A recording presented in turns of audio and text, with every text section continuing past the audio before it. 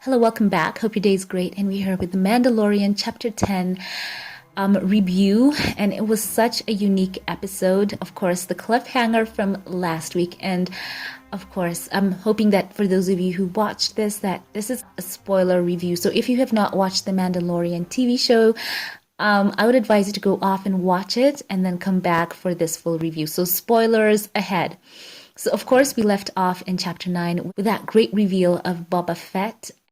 And of course, fan expectation was so high. Everyone wanted to know whether there would be some kind of confrontation between Boba and, Din Djarin, especially concerning the fact that Boba isn't a real Mandalorian and perhaps, he would not be given back his armor. But the episode takes off on a very interesting spin. So this was directed by Peyton Reed, and it was a great episode. So as I said before, the story picks up after the end of Chapter 9, which was titled The Marshal, and this episode, which was titled The Passenger, picks up with the Mandalorian, played by Pedro Pascal, and the child, who are on their quest to find the child's people, so to speak. And Din Djarin, of course, was on the search for more Mandalorians on Tatooine or, close by who could point him in the way of finding the child's people. So it kicks into high gear when they are attacked by bandits, and it was a very cool high-stakes fight scene, great choreography, and it ends off on that cool scene with the jetpack. I think you know what that is. So that was a pretty cool scene. So the Mandalorian arrives back at his ship, and then he finds at the spaceport that he has a whole new mission. He has been charged with taking this alien-type creature who needs help transporting herself and her unfertilized eggs to a nearby planet where she promises that her husband will point him in the way of more Mandalorians. So it ends up having this twist and turn where Din Djarin, I'm talking about, and his passenger and the child end up being marooned on a planet, on an icy planet, and they end up falling into this cave.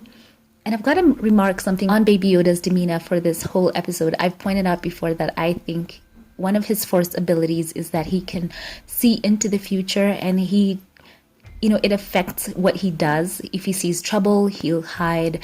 He can sense danger, and I think he is truly more intelligent than he puts off. So this whole episode, he was kind of in a very interesting state of mind. I would say he was very hungry, and you know what I'm talking about. He ended up gobbling up so many of those eggs. And the whole part is this lady has pointed out that her race is like a kind of endangered species, if I can say that, but he keeps on eating them. And I think that will come into play a bit later. So by the way, it's interesting that we do find that for once the Mandalorian finds himself unable to communicate with these other species or races around him. But there comes in Richard Ayure, who, his voice is brought back as she finds a way to power up the former, droid that was like an assassin droid and use, some kind of method to be able to communicate with him. So that was cool. I think she's very tech savvy. He could have used her on repairs of the ship, I think. So yeah, this character, she's there. She's trying to get her eggs the unfertilized eggs in that canister to her husband. And as I said before, Baby Yoda keeps eating them. And then we find that as they are stranded in that cave, and this creature points out to the Mandalorian that he has to keep his word to take them to where he promised, because, that is something that is associated with Mandalorians as a whole. They are people who keep their word.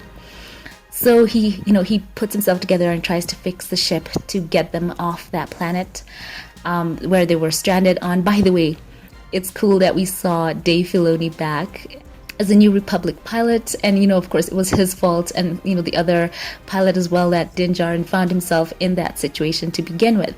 So it's interesting. The story goes on, and we find that such bizarre things start happening on that icy planet.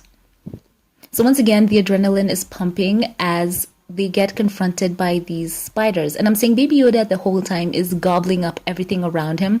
And this is where it comes full circle. It turns out that those creatures were introduced, those spider-like creatures, that is, they were introduced in Star Wars Rebels. And, this is all cool for us nerds. You could see that. I think they were introduced in Rebel Season 2.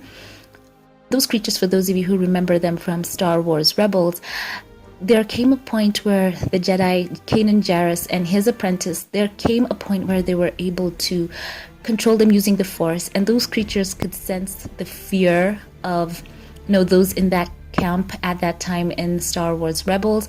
So I was hoping the whole time that Baby Yoda would learn how to control them somehow, but it turns out, I think because those creatures are kind of sensitive in a way to those around them, that they were in fact, I think, I'm going to postulate here, that they were the ones making Baby Yoda so hungry, because they eat and eat and eat. And you could see Baby Yoda could not control himself, even being told no, he was still eating those eggs. He even ate one spider in the most grossest scene ever.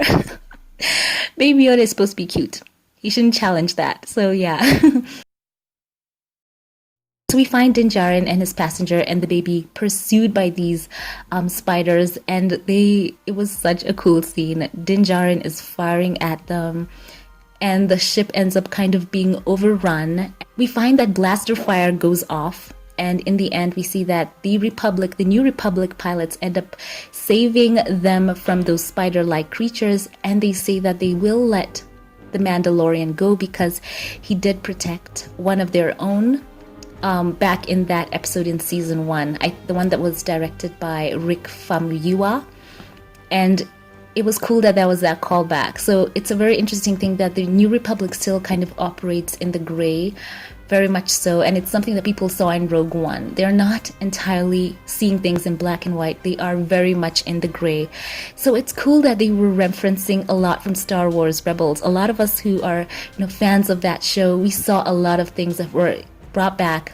And it's also interesting, as a by the way, another episode in Rebels that dealt with those same spider-like creatures not only involved Kanan Jarrus and Ezra finding a way to control those spiders, or just basically live at peace with them somehow, but it also had this scene where Kanan Jarrus was blasted out of the airlock by Maul.